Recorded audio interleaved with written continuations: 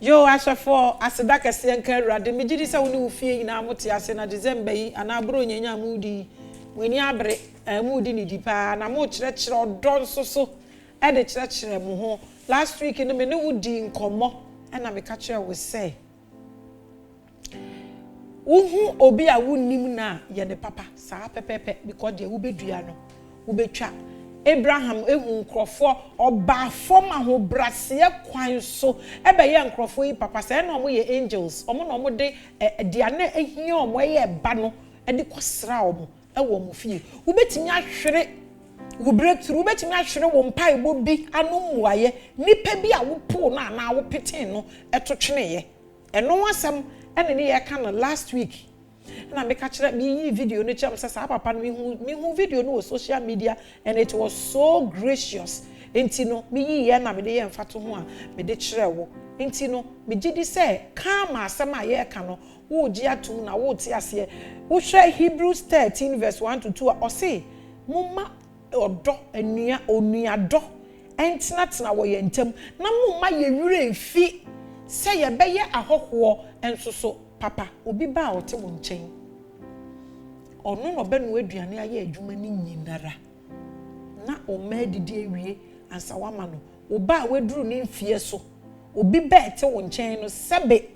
oba eja ne nan a che so obi ba wanyini no ebe pipa no homa no ni oba niam obetimi esi obi ba ete wo nchen no no si niam afiti anapa kosi anado odofo eye kama ebe hia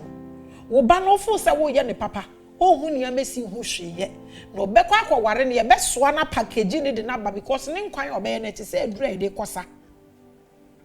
kama no so mfaso no ebia eno no enti mumma odo ebrodo nyina so entena ye ntam mumma ye manipa ne ye mbompu ni mpu a omu hu se ye hie nyame bi ye hia boafuo bi yeshia odobi ehia bofuo bi mu mani pe ehu yen enhia ye hu se yeshia brunsam de sanse de wo bedua no eno ana wo betwa eno ho asem ene ye kan last week edinya meje so a ede Mami Grace na wo share time with Mami Grace e fi Global Eagle Revival Outreach Ministries aso ye ene ye de bra onyame asem Bible mu asem ene ye ne wo che me de me say me ne abayifo obo nkomo me ne kramofo obo nkomo abosomfo obo nkomo kristofo obo nkomo me gidie ye baako at the moment I would third eye bebie pe ube hu se nipa nyina ye baako nchichemu eni baabi a onyankopon mpo onye nchichemu ana onye yiyimu se yetimi tesa asem we yase a yenya nkasa ye betena se asodue mu na won so bi ye papa na ye o se wo de wo ye smart nti papa anya nipa na ye no wo de de opebi etimi ya ye beto aso ye kasa about karma ni a wudua no enoa na wo betwa udin a me de so ade Mami Grace I am the prettiest preacher we na ka na ebi no muti ate enso sa na tie enisa ebi o me mo akwaba e ma wache e de ba adwumedie yi eso I wait me follow your social media platforms ni na Jerome 2020 Instagram, Facebook, Mami Grace and YouTube so Mami Grace. Wait me share all other shows no Celebrity Pulpit honomo and Revelations program program nyina so eno so ho ho opese usua honhom ni ama ene sese usua saa ni ama ni nyina and ye ka bronsam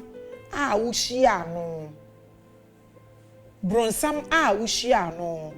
bronsam bia mihia no wahia bronsam bi da bronsam bia mihia no wi am say poto bronsam bia mihia no nkonkonsan ko a bronsam bia mihia no ono no ma ye tu mi free mi fie bronsam bia mihia no no ma ye yi medi ewa adwuma mu samre ya mi ke bronsam be no wahia no asore dem ho a bronsam no wo ho no ono no ma ma wari gu ye bronsam a mihia no no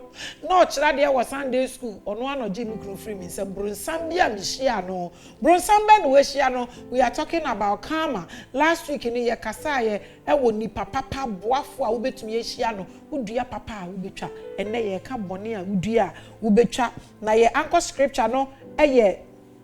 Galatians chapter 6 from verse 7 to 8. Now, mami lay premises no papa bi wo hye Judges chapter 1 from verse 6 to 7 6 and 7 na wo be hu asem ya me kan wo ho ohene poporo bi tena ase na mo frɛ ne Bezek na omo kokko ntokwa in fact mami nkan I'm reading Judges chapter 1 I read verse 5 and they found Adoni Bezek in Bezek and fought against him and they defeated the Canaanites and Perizzites. Then Adoni Bezek fled and they pursued him and caught him and cut off his thumb and toes. And Adoni Bezek said, 70 kings with their thumbs and big toes cut off used to gather scraps under my table. As I have done, so has God repaid me. They brought him to Jerusalem and there he died. Ohini betina ase ani ye frɛ no Adoni Bezek. Nana papa yi ne ho ɔden yie enti no na ɔko bebree edidi nkunim ɛna dakoro ɔko bi baa ne so na ɔko ne baa ne so no wantimi ankosa ɔko no na odwane na ɔmokɔkye no na ɔmokye no na ɔmotwa ne kokromoti ɛna ɔmotwa ne nan kokromoti no so na ɔmotwa ne kokromoti twa ne nan kokromoti ɛna papa ne se ɔno watwa tie ne ye o watwa ahemfo 70 ɔmo kokromoti ɛna watwa ɔmo nan kokromoti na ɔno so yɛtwa ne de na ma no enti dia ɔyɛɛyɛ no ɛna Nyankopɔn atua ne soka hallelujah asɛm yi fatoto waa wo ho otwa ahemfo 70 ɔmo kokromoti ɔno so yɛtwa ne kokromoti now na ɔyɛ ɔhene yɛka sɛ obi atwa obi kokromoti a kokromoti gyina hɔ ma enipa tumi sɛ wo de bɔ abɔdeɛ emfiti ase ana abɔdeɛ esu ehunu mu a kokromoti no ɛne ɛnan kokromoti no ɛno kuta tumi kɛseɛ bi ɛwɔ nipa akwa na ho sɛ wo kokromoti twa na kyɛ sɛ abato okra ntimi ntubi na kyɛ sɛ yeyi bibi esombo afiri wo ho ɛno ɛna papa yi egina ne tumi a ɔwɔ so na kyɛ sɛ mepɛ sɛ wo hu sɛ na ne ho ɔden nipa ahemfo baako 70 ɛna otwitwa ɔmo kokromoti na otwitwa ɔmo kokromoti no so wanfa nkɔyɛ hwio ɔde gu ni table ase ana ɔde park baller such a wicked king afefa wo ho to wo hello enkrofo sɛn ɛna wo betimi ɔmo enti wawura ɔmo kawa ɛde afa ɔmo abeti asase a waje ne dedin esa wo position a wuti bibisa wo kama wo sha ye beje wo mma enkwa afiri ɔmo nsam age ɔmo asase afiri ɔmo nsam ana obi den na wo gye n'anieden so esa sɛ wo sika esa sɛ wo ahoɔden esa sɛ wo nimdeɛ esa sɛ wo baabi party esa sɛ wo di nipa domanim enti wo fu sɛ wo betumi amoamoa obi ahyɛ w'anum atietie obi aso de obi ayɛ de awopɛ wo ne nkrɔfo yɛ adwuma kakra wo ntua ɔmo bi ɔmo kɔka wo na wo di obi asuro enti nsɛmbɔne bi a wo na wo di akyire wonya ɔmo ebinom de ɛfa ho a ɛne na wo ka ɛsɛ nipadin de ɛfa wo ho ne bae ne den na wayɛ wako ano atom ye kaka ama ho asɛm wo yɛ ɔhene Bezek na ɛnyɛ sɛ wo yɛ ɔhene pɛ wo betimi ayɛ obi a wo yɛ matron wo de wo belt abɔ wo nufu ase edi nurse ni bia ni dendendenden wo betimi ayɛ bank manager wo nkrofo no mo yɛ adwuma wɔ wase na obi hu ɔfa kyɛ nti wo tan ni sɛ yire ebi kura betimi ayɛ ɔba preacher wo hwɛ mi hu yi wɔ hi esan sɛ wo ɔfa kyɛ mi wo nyame word kyɛ enti wo hwɛ mi ana atiate hwan na wo de wutumi amoamoa no aka na hye baabi mpɛsɛ me kyerɛ sɛ bɛba abeto papa yi sɛ na watwa ahemfo 70 ɔmo kokromoti dia ɛne na kyerɛ sɛ ne ho ɔde yie sɛ wahu sɛ na nabenfoɔ na akotwa ne kokromoti adɔfoɔ sɛ nneɛma wei ɛna yɛ nneɛma ɛsɛ sɛ yɛtimi sua ɛwɔ yɛ nyamesom a yɛsum no mu ayɛ amom yɛnsusu wobetimi ama akola ne papa apam no wakasa gu papa na so na wapam ne ba san ye bepam wo mada achi kama ye ka kama ho asem me premises na mele ama wo no wo ye bezeka na nkrofo se no waye omobone na ye wo se bone na waye omo na san na bibisa wo nokura ben na wuni ma wo nka adanse krumu ben e na wudie bibisa wo nkonkonsa ben na wudie wugidi se asem ya wo ka wo me hu ya wo hwe me TV so animi wugidi se yampa enye otan hunu bi bibisa wo se ye ka wo so wasem sai be ye wo de se ye di ye wo na nye wo de mfa nye wo nua eya ye kan sem no but ye mfa nye adwuma emfa ama ye ho bezek o se ne ho odin oyo hene de opem bia na obetimi aye otwitwa ne nsa otwitwa nkrofo kokromoti e de ye ade ode prapra bola e wo ni table ase ye twa ne de ne pen na ni ba ne ho so o se metwe nipa 70 de amede ye omo na omo de aye mi na nyame atua me so ka me bom paye se wo hwem ya onyame ma dwen sakra kese ento wabra boso na wantwen am ye mfa de awodua no ambe wo wani na ne ya ne se samma wo so na ba wo maso a enkola ne po mu nim nia waya ato ho ama na atete e na eba omo so me premises no ana mele ama no ye basic afa ye nhwe ye main scripture anchor scripture no Galatians chapter 6 from verse 7 down and I read or say do not be deceived, God is not mocked, for whatever a man sows that he will also reap. Maybe so and crofon woni omo nam na sama wo ka kire omo na yampa bisa would you be ade free ni nsem a wo de ma no e die be na wo di nyame akata wani wo na wo pompa ye e wo area ni mu ma obia eje wutum so kasa kire nipa asem ne ba e chende free bronsam maami bi osofo bi o se okoka kire na asofo ni sorry ma ne se wakọ bronsam gem wakọ heaven wahu Abraham wahu Moses ene obubo odin o so wahu bronsam wafu ambeben ono asan ba ye no se me ka kire mo se mehu we nyina was a lie from the pit of hell no ye den hu say lie in the pit of hell ntro ni bia no da so awu twegu so odofo me pese me bisa wo onyame ye nsi na twetwe o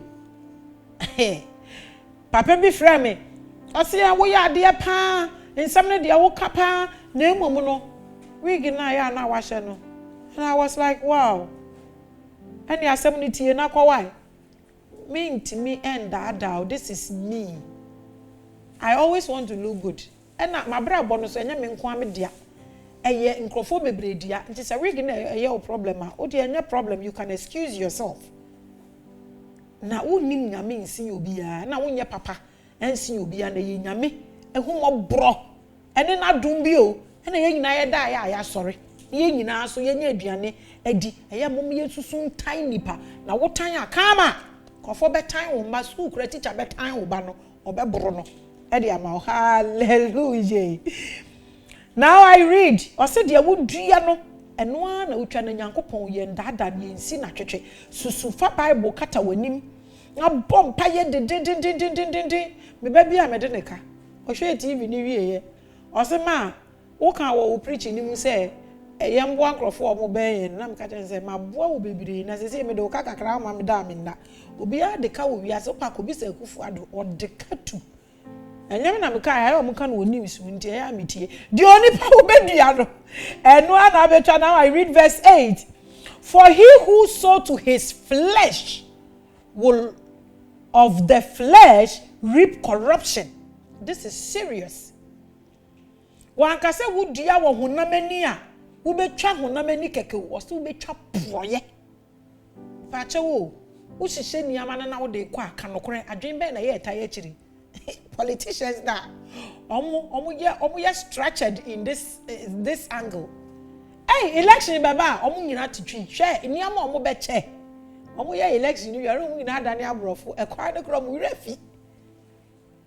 wudua proya betwa proya nti na motete positions akese enkrofon regard mu omo regard mu adentia esan say ye dada nkrofo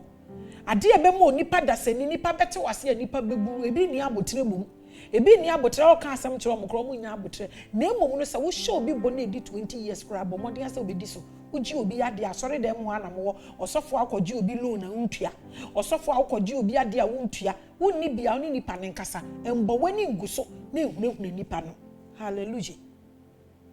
osi wo a wo bedua ewo honamani no wo betwa proye.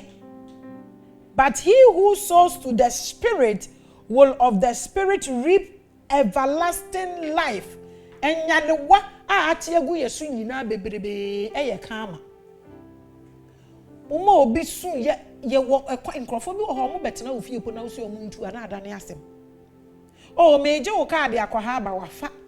Ebi aye o madwene so mo de anitie na de ti wiase. Life is not about smartness. Life it's about principles. It's not about smartness. Nenso abayifo enia dance enti sebe obebo brafon na sunsun sanso ba wo so a makohwehwe bayifo e de ahye no esanse omo anso omo nye omadwene so omo besakra omadwene na omo nia dansefo so nti asembia na ye de ato wo ya abortion na kama ene ware ya womba wo de wani bira ko wuri asofo bi so e de me na waye dia wu ye biara ne abrabosu a wo mu biara me pese uti ase se kama ebetimi aba ho ni makobi so hene so na ye ne se ne ho adwo no ono no wo asem obeka obekuku nkoa obi entimi nya ne hwe ye sen na sefo enum esan nkoa okuku momunti ebi wo hwa bibia wo pa bia wo betimi aye ne wo ne ye adwuma de ne fa kwan bia so obi bo te wo nchen wo de ne fa kwan bia so ai wo na ate akonya kwese so obi asem abeto wanim wo na anim nkrofo nti na asem ne nya kora ye nka mo hieni no pese me oti ase se position biara wa assume no dia wo ye bia obebu ho akonta kama go find you ne wo bedue bia wo betwitwa e de be na wo hwa wudua enne se wutie mi bibie ni wono ma eye akwanya kese se afi ko na wie yi wankasa wo betena se na wahwe niam bi a wo ye ne kwan a wo de nkrofo fa so na waka kire wo ho se maami Grace se dia medue bia metwa kama will find me out enti awurade enye ma ho oden na enye mepe enti no boa me na me nsesa madwene ensa na wo nom no kama wo se wano kama na afa wano no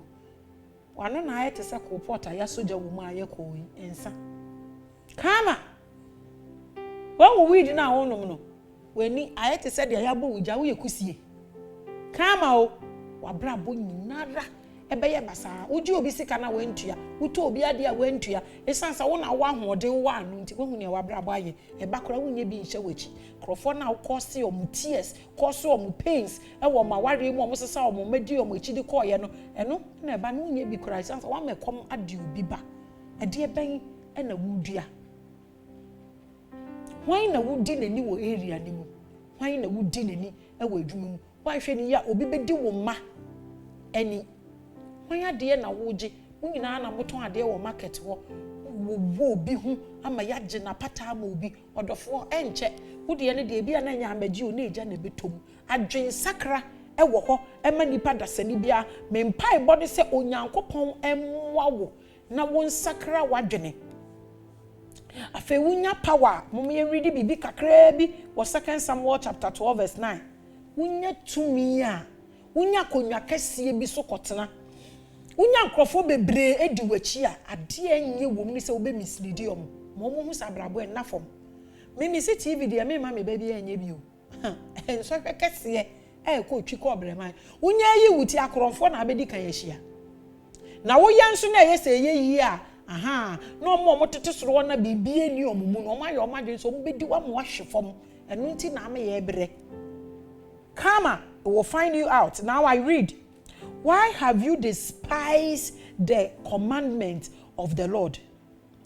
to do evil in his sight? O say aden ena wotan onyankopon embra ebisa wo ye Kristo ni aden na wotan onyankopon embra obi hu ye wehi osofo obi say de bia napa ne yire ntoko ne ne kunti one ne kwatena ho no wahwe mi we no wa omo afa foto ogum takoro maami se maami ya wo hwe ni yenhwe ni bi wo hwe na meja wo hey karma will find you at it. Emma, your problems are too huge. Emma, Anka Beijing conference 25 years of us will be a muscle. Emma, ye what time for? Obi you or dear noon to me, ya. Hey, when you mean I made the crash. Nafe, be ya be room, then the near say you say call, that I do to mean that. Well, won't do ye, and I do in your mere boss again, that's why, won't to mean that. I dream bonnet near who ya auntie. Hallelujah. Or say a day and a wound in Yankopon brasso, Yankopon brand say, or say the Wunyanko say, or say for Wunyanko bonnet for chen. Or say, when you be a man abrosa, my Wunyanko be. A day and quite a do crop for faso. Now I read. Or say, you have killed the Lord, you have killed Uriah, the Hittite, with the sword. You have taken his wife to be your wife and have killed him with the sword of the people of Ammon. David niyama no wo nyina echi. Uriah no ye edwuma ma no. Waje ne yire afi ne nsam, wo ne yire anante. Asan so akose wo mu nkokum no wakokum. Onyankopon som odifo se koka kire no. Se kan mpa ne fie da. Odofo eto de bia nye tumi a wo ne ne obetimi aye o. Kama ebetowa ebema sleepless night. Me say nkrofo bebre ewo sika sesi omo tan sika na omo wo no esan se kwan omo de afoforo fa so ansa omo nya omo sika no abeda ne torment na torture ewo omo abrabom. Hwe David kokumo hieni eje ne yere na oyo hene nti obi anka hwe ya nkere no obi ane na ntentam ena otumi ye de ope but onyankopon se wo sekan mpa wo fie ono ane ba twen sekan edi twality oje obi yere ono ane ba eje ne yere efiri ne nsem odofo bebisa wo position a wo bia hello ede na wo de ye nkrofoti wo fie omo han wo dan enti ehwene a yehwene mumpo omo ni bi omo bia som ndwo no obi sha tade kora na ye wo ya efie wura wo hwe nkwan mu efie wura odi aware sem gu aware hwe ni ye enu nti na wo mane ne nam ho obi aware yom kama aba beto wo ba bia wo ho ede be position na wo ne wo ye obi anka hwe nkire wo Ghana mpanimfo ne Ghana asofo wo kom asem pa no muti ate but I tell you kama wo ho wo pa obi nsim no hwehwe ministers adada ne nyina na wo be hu ebi no wo wura be ho bebisa wo sa adenti na nyame be ma wo so akosoro na aba be hwefom no wani makrahye sa kama na abetoa wo na kama na apagya wo de wahwe wo nti se wo de wo sika afaje nkrofo yere why wo de ona wo sika afaje nkrofo yere ai wo na wo sika fa se nkrofo ma ai wo na wo sika nti no ai why ni apabi aye wo de ona wo sika nti tu mami Grace fa free TV no so wo na wo sika fa to wiase niam nyinara na kama wo hono mo etwen David na ye ne se wanya ono de obetumi aye de ope bia obi entimi ye ne ku Bible say okum Uriah na sekan ampa ne fie ono ane ma eje ne yire no mfiri ne nsam no ono ane ma twetwe sekan de kuku wo mo ho kama na aba betoa Uriah efeso yan hwe de we aye limiting crofo yetimi limiting crofo eba form na aya rehosem na wo hwe ho hwe a enhwe umi ehwe bibi kakra bi wo 2 Kings chapter 5 from verse 25 to 28 and I read. Now he went in and stood before his master. Elisha said to him, where did you go, Gehazi? You want crofo bi so senya omo ne crofo ye adwuma na omo na machire na say obi ko be a page in my name ena ojeje nkrofo sika me birthday o posting me pictures no man nkrofo bank account ena omo so di sika tu mu amu di sika tu mu ma no say ye me ena mo de ma me birthday no onyame mo mu de o nhira mo but enye me sa page na enye me dia me mbisa me started TV 3 years ni me mbisa obi a 1 CD da nkrofo frɛ me e bless me and I'm grateful wo cha me 1 CD po a I am grateful because if you wakome mu and I would ama no nyankopon obetua wo soka but say maybe ma no say fa 1 CD ana me di mobile money ato never sika no ye adwuma na ye de atua airtime na esa ye beko akoye adwuma na ye de aba ye mpa ibo nyina ne se onyankopon ankasa mfa ne mboafo mbeboa na adwuma sa page no was never my page. It was a page of one Gehazi. I don't know. Gehazi ne master na ye adwuma. Ye was ankrofo e bebre wo ho. Ya wafa wa adwuma ne den na wo de na adwuma na ye. Bibisa o madam eja ne shop ama wo. Wo so wafa wo niam agu shop ne nchen. Na ebi betina wo shop. Na omo awia wa ma shop na gu. Bibisa wo ye Gehazi ya wanhwe ni ya kama. Ose ayin fa na wo call ye. Elisha na ebisa Gehazi. I continue. And he said, your servant did not go anywhere. Akoshifu say, it will be. Obi aboa wa fa wadwuma mu. Said ya won sabe ko wa no. Akohwisem. Ye won krofo bi wa ade omu ko ufie a. Wenu ho. Wote wa na ya ton waton ufie no. Obehu na ya pagya dan ne ye de kwa na ye yiwa firi mato fom. Ti say plane kra ye yi ni panto fom. Just a crash. Ye won krofo bi say won nipa bonefo. A omutiti wiase. Ose manko baabia, wanko baabia o. Me kena Gehazi. Wakwa akogye sika wo ne master ne din mu. Eye kama, ebeba abeto. Onipa na adwuma na ode agya wo na wonye ne ye wo bie wo de enye ye da. Eye kama enye me na meka. Adwen sakra wo ho e de manipa dasani biara. Wondua nde na watwitwa so aba nde odofo. Enti mummi yensusu ehu nia ye de afoforo efa so. Se wo be ye kese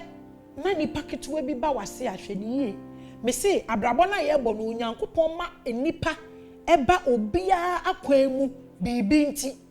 Ye wo nipa bi wo ho ba wakwan mu na wo hwere ne pe wo ye ye biom. Esanse Onyankopon soma ne boafo e de ko nipa abrabom. Ye wo nipa bi wo ba wa abrabom na wo be pagya wo sei e de wakoso Onyankopon no no. Bibisa wo. Wo hia Onyankopon a wo behu na na se wo hia nyame a wo betimi ama wa be ye nhira ama wo. Wo betimi ahire nyame ahie nyame na wa be ye nnome ama de bia meka me se ye kwa asori dem kofa niama mienu wo amfa nhira a wo befa nnome eno na maka kama wo dua papa wo betwitwa papa wo dua bone a wo betwitwa bone obi hia wa wo ye ni Nyankopon wo ye ne boafo wo ye ne bronsam ana wo ye ne bofo medinya meje so a Edemami Grace, wait me after my numbers near to Chenkombo 0244860092. Wait me so follow all our social media platforms. Jerome 2020, Instagram, Facebook, Mami Grace, and YouTube and so Mami Grace. Mima wa fishia pa afi enko emetu ye nyina afi sese ne ye nyina yete ase na chachirama da abodwo na moje edi emu afrusa ne ye dasoa ehwe TV na Mami Grace nso edasoa ewa ha onyame ma wonhia wo boafo na onyame yi wo boronsam efri wabrabom onyame ma wonye obi boafo na Onyankopon ama wanye obi nso eboronsam Onyankopon hire nipa na obo nipa for free ne se Nyankopon no enhira ye nyina no mboa ye nyina edin ya meje so a Edemami Grace. I am your prettiest preacher. Ai ya wale da sende makra radenti da nimu nchiro. Shalom, peace.